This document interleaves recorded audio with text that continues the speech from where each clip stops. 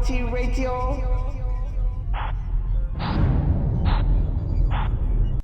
Hello there and welcome. My name is Alex Ramirez. Alongside me, my co-hosts Albert, Cita, and Guillermo. Cita, this is 5-Round MMA. Today's show is brought to you by our fine line of sponsors. First is Rocking Green, eco-friendly cleaning products, 5 Rounds clothing line, and of course the RMA Foundation, Rise Up Against Bullying. Gentlemen, it is that time of the year. Football season is upon us. We're doing the show a little bit early on a Sunday, so we can get out of here and go watch all the games. So you guys anticipated for the week 1 of the NFL? It's more interesting because we're in fantasy league, so that's the draw of it. I mean, I really don't want to see what is it what's on Channel 2 right now Or CBS. CBS. It's like the Browns versus some other crappy team. Albert, I'm going to put you on blast. Aren't you a Cowboys fan? Yeah, I am a Cowboys so they're fan. tonight, right? And they're playing the Giants, of course. Sunday Night Football. They always open up with the Giants for some reason and close with the Giants or the Eagles. I hate this divisional within division. When they play good teams, right? So that's enough for football talk. We're going to obviously hear a lot more about it as the football season just started. But let's get to some MMA. So let's start with round 1. Gentlemen, big news of the week was kind of a slow week for news, but the big one I thought was Dominic Cruz versus TJ Dillashaw was announced. I think in, I don't have the date with him here, but it's going to be happening pretty soon. A Master versus Apprentice after 4 years of on and off, with just one fight in 4 years. Dominic Cruz will come back to try and claim his bantamweight title. Guillermo, I ask you, what are the chances of Dominic Cruz actually making it to this bout healthy? Oh my goodness! If you're just gonna ask for my straight up opinion, I'm gonna say, Hey, give me a percentage. 90% he does not make it to the fight. Does not make it to the fight? Does not make it to the fight. I mean, there's a 4-year proven track record that this guy either gets injured training and he has to drop out, and then he has to reschedule later, and then he never shows up for that rescheduled. So if you're gonna ask me, in my opinion, 90% he doesn't show up. Albert. I wouldn't be as harsh, but I will be harsh. I would say 70% he doesn't make it to the fight because he's going to get injured. I think it's one of those things where, because it's a title fight, he has to, really put it all in there in the gym. And I just, honestly, I think 70% he's going to get hurt. Yeah, the fight is scheduled to take place in January 2016. Even Teddy Dillashaw has been kind of had a history of getting hurt. So you guys even, even Dillashaw being on this card is 90% chance, you think? No, I think Dillashaw does he fought Henry Brown twice, and then he had Joe Soto in between this. He's been active. I mean, it's not like a whole year, 2 years, rehabbing an injury. So yeah. I think TJ Dillashaw will be showing up. He's not going to be the one that gets hurt. Yeah, I think that's the crucial thing that you have to separate here. TJ Dillashaw has been known, but he does no major injuries that that plagued him throughout his career. Where I think Dominic Cruz, I think he's down to 3 major ones. His knee, his groin, twice his knee, and his. It was his right knee, and then remember they took the cadaver, rejected it, so we extended his period longer. It was a groin injury, and then came back, and then all of a sudden his other knee in the ACL got. But these are huge injuries. And wasn't the groin a tear in the groin? Yeah, it was pretty bad. So yeah, and then that's what I'm saying. Yeah. And I have a knee injury myself. I mean, it's never the same. You still feel the pain. So I mean, any little tweak, you get that pain back, or you get that just that mental edge, right? Yeah, well, mental edge, and then you still get those sprains and strains of your ACL, MCL, wow. Just because it's not 100%. Before the surgery. So after Dillashaw disposed of Henry Barral the second time, it kind of left him wanting what super fights, right? He's calling out Conor McGregor a little bit, even threw out some Mighty Mouse shots. But Dana White, I said in the quote when this fight was announced that this is the super fight that TJ has to have right now. It's Dominic Cruz. Dominic Cruz never lost a bout. He's actually technically still champion. It annoys me that. So is this a super fight? No, Dana White tries to feed us these super fights because he knows that he can't get super fights done because he was a big critic about that they couldn't get the Manny Pacquiao fight done. Yeah. And then now all of a sudden he's his worst critic because he called the Frankie Edgar. Benson Henderson a super fight. He called the Frankie Edgar versus Uriah Faber a super fight. He called Frankie Edgar versus Jose Aldo a super fight. What's the common theme here? And it's so annoying because these are a poor man's super fight, and it makes me mad because he was talking huge smack before the Mayweather Pacquiao fight got done, saying look, If it was me, I would get it done. Dude, you can't even get it done in your own organization where you have complete control. So get out of here with that. Guillermo, do you agree? Is it a super fight? I don't think it's a super fight. I think eventually this would have been a matchup within this division. I mean, when you talk super fight, you're talking about two champions. This is just merging of Dominic Cruz got stripped. So, but if you really think about it, dominant. That's the key word. Dominant champions. And Dominic Cruz technically never lost a belt. So if you really think about it, it's kind of just the final unification of the bantamweight division. I like that better. Just call it the final unification. I like that. UFC. Yeah, because even when final unification. Even when Renan Barão was champion, what did it say? He's the interim champion, and not until he beats Dominic Cruz, and then all of a sudden they strip it for Dominic Cruz, and now Renan Barão loses to TJ Dillashaw. Now TJ Dillashaw is the undisputed. There's a dispute because Dominic Cruz never lost it. He's lost to injury. He never had a chance to defend it. Had Dominic Cruz, that one fight he has had that been for the title, I mean, I think right now we wouldn't even be talking about is it disputed or not. Okay, quick before this round's almost over, who do you guys got in this fight?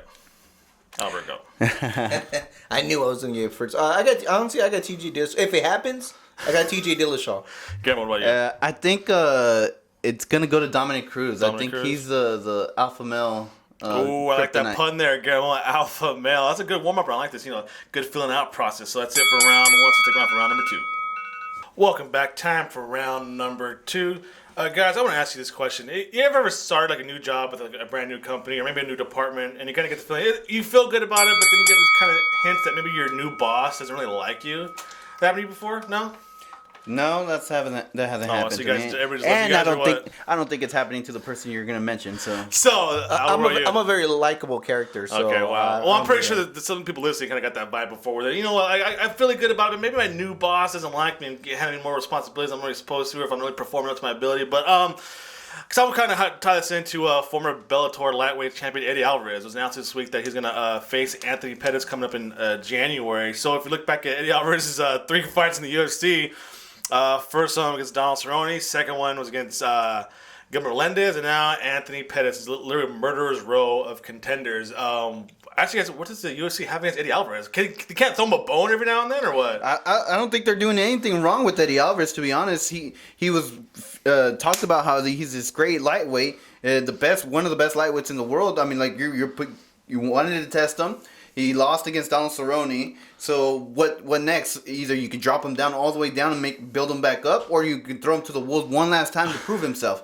Now to me, this Anthony Pettis matchup is actually a title. To me, it's a title contention fight. The winner will get in my opinion, will leap over Khabib Nurmagomedov and fight for the title. Bro, do you agree?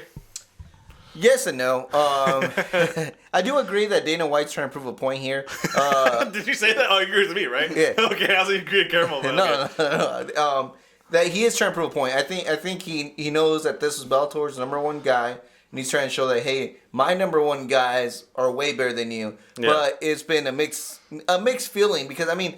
He lost that Cerrone fight, but Cerrone, who hasn't lost to Cerrone in the last 2 years? Come on now. I mean, he's been on a tear. And also it was decision. It wasn't like he got stopped. And then he beat Gilbert Melendez technically. So he's standing his ground, but I do think Dana White has a point to make. You guys are crazy. Eddie Alvarez, if you look at, I'm sure the UFC has had former Bellator guys. It's just they weren't as good as Eddie Alvarez. Of course, if you don't get a guy as good as Eddie Alvarez, you're going to be like, oh, you know what, I'm going to build him up or whatever. Eddie Alvarez, from the minute you guys were like, Eddie Alvarez is going to be the champion of UFC. So let's throw him a couple years ago. So let's throw him to Donald Cerrone. He loses. Had he won that fight, right now we wouldn't even be talking about this Anthony Pettis. We'd actually be talking Eddie Alvarez for the championship belt instead of Gilbert Melendez to get a win. I mean, how can you guys be okay with him being a top level lightweight without matchups with the top 5 lightweights in the UFC? I guess you know what the thing is, you never hear him in the conversation about the top of the division, but he's fighting the guys in the top of the division. That's why when you talk about it's Donald Cerrone, it's Rafael dos Anjos, it's Anthony Pettis, it's Benson Henderson, who's not longer in the division. It's Khabib, but you never hear Eddie Alvarez at top echelon, but yet he's fighting the guys in the top echelon. That's why. And it's weird because I think this is the opposite approach they took to Hector Lombard. For some reason, Hector Lombard, when he came, they wanted to feed him to build up that Silva fight, and then he didn't. It turned out that guess what? He's not a 185er. Yeah. But it's like clearly the opposite strategy. That's what I'm saying. Like when Hector Lombard came, I wanted him to fight Anderson Silva right off the bat, especially the way he was dominating in Bellator. But instead, what they ended up doing was give him a bunch of somewhat contenders to build up his name. At this time, wasn't Donald Cerrone? Don Cerrone was the cream of the crop at the time. At this time, wasn't Donald Cerrone on the decline, and then he was trying to reestablish himself? Isn't that what was happening at the time? And then Donald Cerrone went on this hot streak. Because remember, Donald Cerrone lost to Anthony Pettis, and everybody was saying, "Oh, should he drop down in weight?" I don't know if you guys. He's fighting too much. It's funny how everybody forgets all that stuff, and then all of a sudden, you give him a test with Eddie Alvarez. Eddie Alvarez fails on that test, and so now, how can you really legitimize that division with Eddie Alvarez without giving him other tests? Well, in fairness, when Eddie Alvarez did fight Don Cerrone was on a 4-fight win streak. Yeah, and he had all finishes on those 4 fights. Yeah. Eddie Alvarez was actually the first guy he didn't finish in his streak. So. But if you look at the names that Donald Cerrone, because I just looked at it, they were okay guys, but they weren't like top lightweight contenders. Yeah, it was Evan Dunham, Edson Barboza, Jim Miller, and then Eddie Alvarez.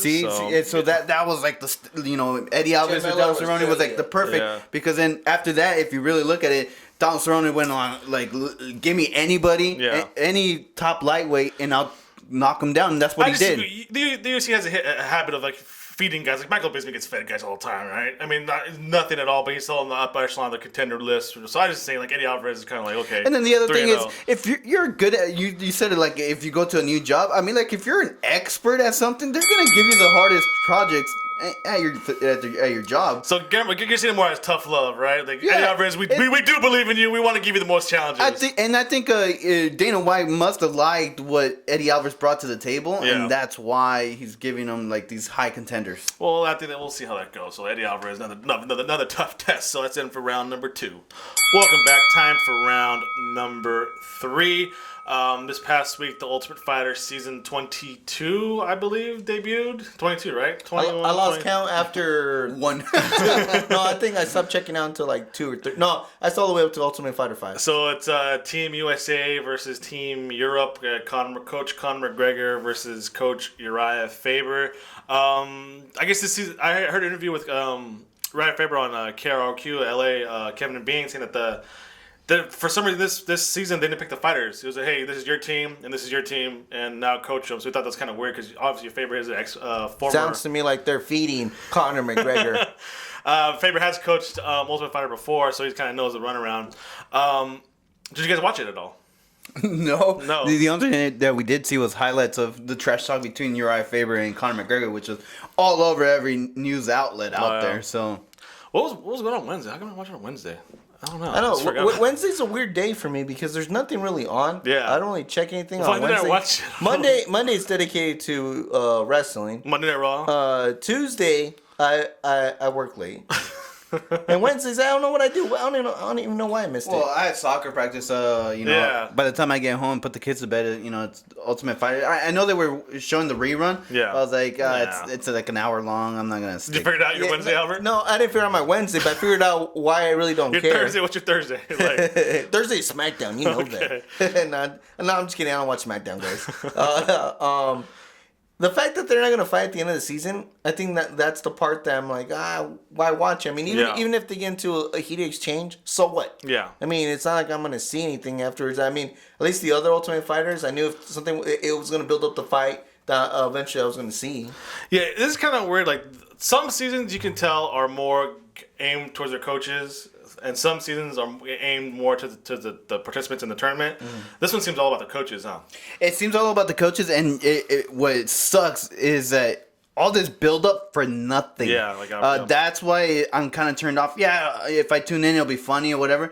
But at the end of the Ultimate Fight, I'm not gonna get that real hatred. As they get along or not get along. But the more time they spend together and the more they trash talk, I'm not gonna see them resolve it inside the cage. Yeah, that's my thing. Yeah, and the other thing, I think we discussed this in a couple podcasts ago about sometimes it's bad when the coaches kind of take over the show. Where like we focus more on what's going on with the coaches rather than the fighters. I think we have seen Ultimate Fighters fail at that because we focus too much on who the coaches are and not the fighters. And I think the best ones was when we 100% concentrated on the fighters. Is it like...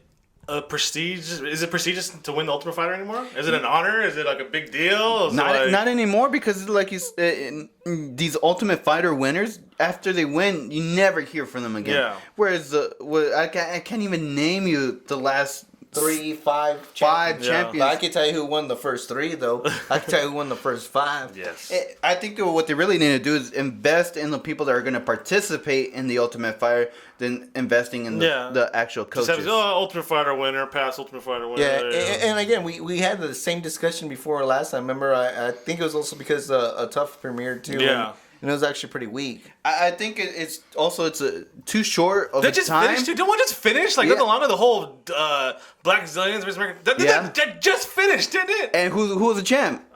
I don't even know. I think the other thing is they gotta build personalities, man. Yeah. I mean, like, let me let me like this fighter and like him for what he is outside the cage. So when he does fight in the Ultimate Fighter, I support him behind that. Yeah, I think the ones with tough Latin America, then tough Europe. A perfect example is if you go back and look at that Tough Ultimate Fighter 1. It was pretty ridiculous because they had obstacle courses and they had like these weird formats and like some of the stuff didn't even make sense. But you were okay with it because the fighters that participated had that much character and that much that you can relate to. I mean, I still watch Ultimate Fighter 1. Even when I'm bored, I have the DVDs thanks to Jason Hendricks. Thanks. So I pop them in there and I check them out because it's cool to see these guys, fight, talk, smack, everything. And come on, Diego Sanchez is the man.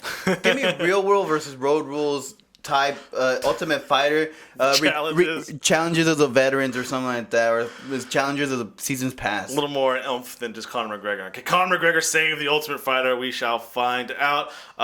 Because we'll try and tune in week by week. But stick around. We're gonna a little short break. We'll come back, talk about a little Cyborg, and talk about the art of social media calling out fighters. So stick around, guys.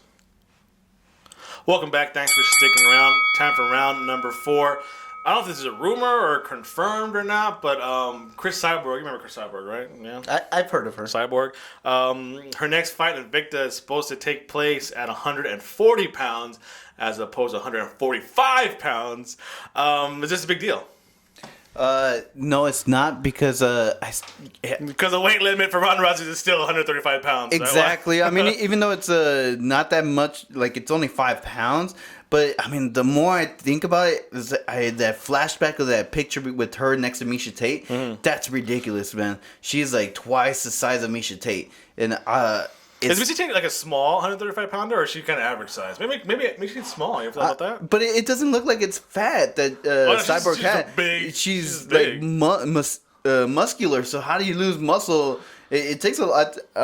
Correct me if I'm wrong, but doesn't it take longer to lose muscle mass than it does like fat and like? Yeah. So fat, yeah. I'm not too sure. I'm pretty sure you're around the area. But the only thing is, I really want to find out whose idea this was, so I can, properly say you're an idiot. If it was Tito Ortiz, her management company, or Dana White, because this is ridiculous. Yeah. I mean, if this is true, it's 100% ridiculous, and it makes me mad because we go back to the whole thing where they want to make the UFC legit like NBA, NHL. Imagine if you would hear stuff like this, where like we'll make an in between area, gray area, just because we really want that fighter or fighters. I don't know. It seems amateur to me. If you're gonna fight 135, guess what? Fight at 135. Get down to 135. Yeah, the announcement was made by the Invicta president, Shannon Knapp. Supposed to take place in Invicta 15, which has had no date or venue or anything like that. Just this gonna happen. She's gonna fight 140 pounds. So if this hypothetically does go, and she's 140 pounds, will we see Cyborg versus Rousey in 2016? Unless Cyborg has a fight at 135, I would not book this. No. If I'm Dana White, I'm gonna say, prove it to me, not with your words. So what's the next one? Like 140, then next one at 138, and then 137. See my point? Why Dana White? If I'm Dana White, I'm be like, nah, prove it to me. Get down to 135, have a fight at 135, and then I'll give you Ronda Rousey. Yeah. That's my point of view. She fights Holly Holm before she fights Ronda Rousey. I'll tell you that right now. And I'll tell you this right now. Holly Holm will tear her up if they were to fight. 145, 135, 125, it doesn't matter. I think Holly Holm will beat the bricks out of her, It just to seems quote like Rampage Jackson. Not a week goes by before we get an update on Cyborg's weight, right? I almost feel bad talking about a woman's weight this often. But I think she does it to herself, right? So I'm going to cut down. And say, you know what, Rousey, just meet me at 140. It's cool, you know? But then she's a champion. And it just sounds like more excuses for Cyborg that she doesn't want to get down to 135. I mean, like, you see everybody else, we talk about weight issues and things like that, like even in the males. But I mean, like, when they want to fight someone, they drop down to the proper weight class.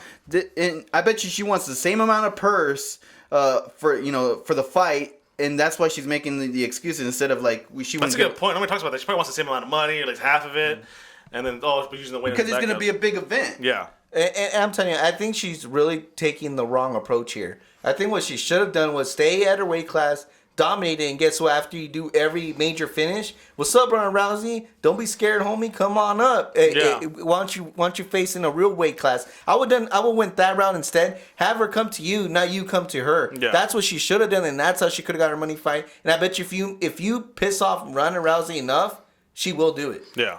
This guy, for someone that hates the Diaz brothers, he quotes them a lot.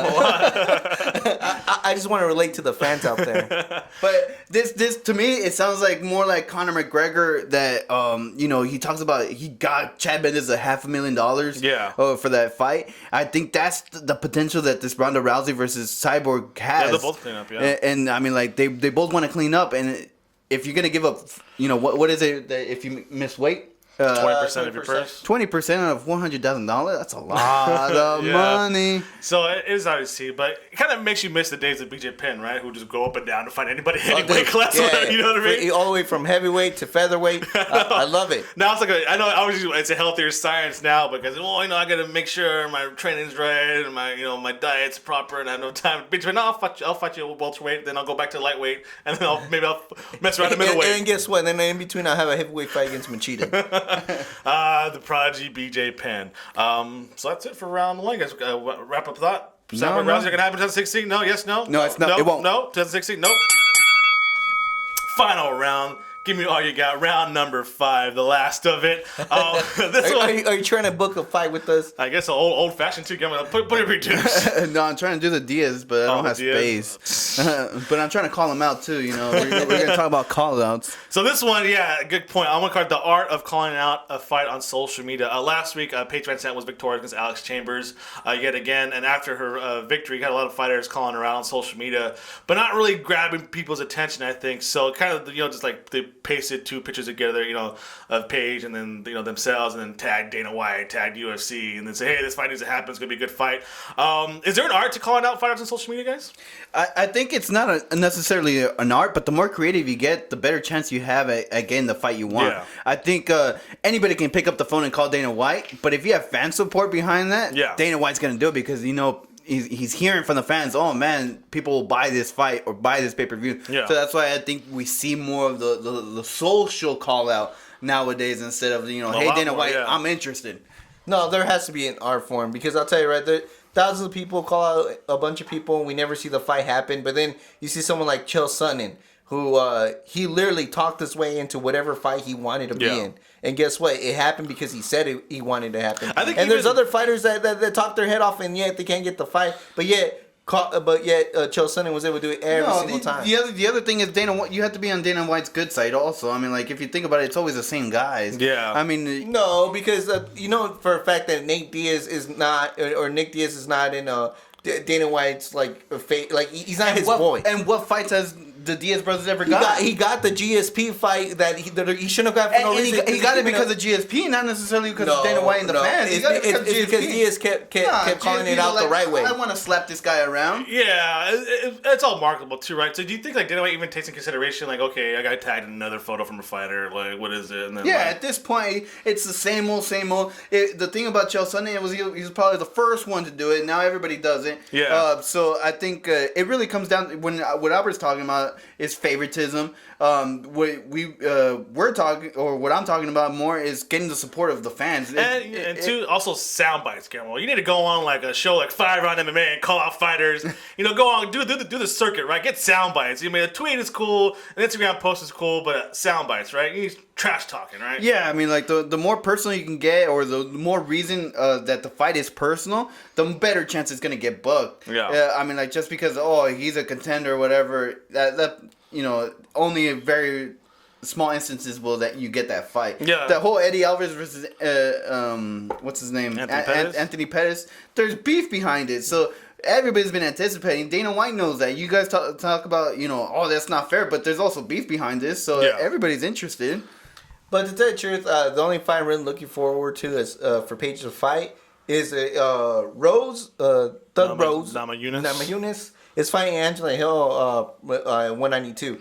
I think if she wins, I think that's a perfect matchup. I think that's a matchup made in heaven, to tell you the truth. We got two guys, two girls, women that that dominate the social media as far as the way they perceive their popularity. Yeah. And I think this is a big fight. I think this is a good establishment for one of them. One previously fought for the belt. One wants to fight for the belt, and I think it will be a perfect matchup if she can get the Angela And it's Hill. also the other fighters see that Paige Van Sant is the quickest way to a title shot. And also for a big payday too, right? Publicity, right? A good stepping stone. Yeah, it's good publicity for them. Career-wise and then money-wise, because people are interested in Paige Van Sant. And obviously the writers on the wall, the UFC really likes this girl, and if I could get in the same poster as her, that's a big step up for my career. So you can't fault the fighters for calling it out, but be a little more creative about it, right? I mean, that's the art. You want to get hurt, you got to be the loudest one. And I think squeaky wheel gets the grease, because right? this is still a new division. I think a lot of these girls don't want to get lost in the division. Yeah. And what better way to stay relevant than fight what I think is the face of the division, even though she's not the champion. Yeah. I really do think she's the face of the division. I think when people think strawweight, that's kind of how you go towards. And they're signing new fighters too, like Michelle Watterson, the karate hotties coming in. So, but I just think they're just trying to stay relevant because they're gonna get lost in this new division. Just look at the flyweights. How long have they been there, and how many flyweights have we lost? Yeah, as far as lost in the shuffle. Especially when there's a dominant champion too, right? Oh, well, the back to the flyweights, I mean, you have a dominant champion, same as a strawweight champion. Yeah. Sometimes these other girls get lost in the shuffle because they can't meet up to the expectations of the champion octagon, right? in the octagon. So, but on the outside, hey, you can sell personality. Well, I guess Chael Sonnen, the master of trash talk in MMA. So I think that's it today. For today's show, I want to thank everybody for tuning in. Hope everybody's enjoyed their football, and I hope everybody's fantasy teams didn't do too bad this week, right? Just a quick shout out to Elias Theodore. I saw he's booked for another fight. So speaking of that, I think Derek Brunson called him out on social media, but they completely ignored. Now he's fighting Thiago Santos. So there you go. Even Derek Brunson could get a bone on social media. And an Ultimate Fighter champion. Yep, there we go. Because he doesn't know the art form. Of calling out. So again, until next week, make sure to follow us on Twitter and Instagram at FiveRoundMMA. It's FIVE. Like us on Facebook, subscribe to us on iTunes, YouTube, and Podomatic, and please visit FiveRoundMMA.com. You can also check out our show under the podcast section at FightBookMMA.com. That's FightBookMMA. And a big thank you to all of our sponsors: Rocking Green eco-friendly cleaning products, 5 Rounds clothing line, and of course the RMA Foundation, Redemption Martial Arts. Albert, what do you got? If you haven't seen Lucha Underground, the last main event, go watch the Vampiro match against Pentagon Jr. and then go watch Stone Cold's. Then go listen to Stone Cold's podcast and listen to his interview against Vampiro. You'll learn something. Thanks for listening. Oh yeah, the cream of the crop. You are now listening to FRMMA Radio.